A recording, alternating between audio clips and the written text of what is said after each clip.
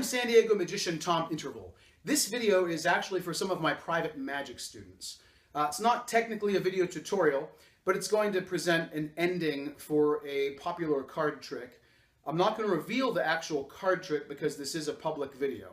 I make unlisted videos for my students as video tutorials, as follow-ups to their personal lessons.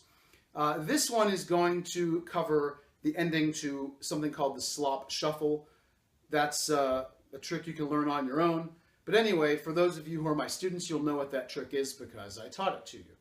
I'm wearing my baseball cap because we're going to do some tossing today. So the Slop shuffle is basically when someone picks a card. And in this case, it doesn't matter if I know what it is. Ordinarily, during the trick, you don't know what it is as the magician. 7 of hearts, that gets placed inside the middle of the deck. And then you shuffle the deck a couple times just to make sure it's really mixed in there. And we'll give it one more shuffle just for good measure here. That's called an overhand shuffle.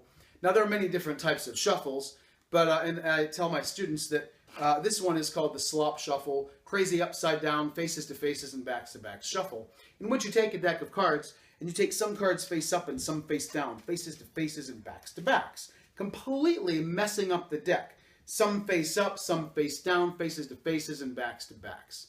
Now, the ending I'd like to show my students, again, this is not a formal presentation, but the ending is they put the cards back into the box and they toss the box up. Subtle ending, it's no big deal. It's just how to throw the box.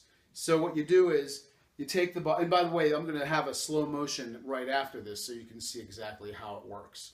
So you put your thumb at the bottom of the box, in the middle, like this.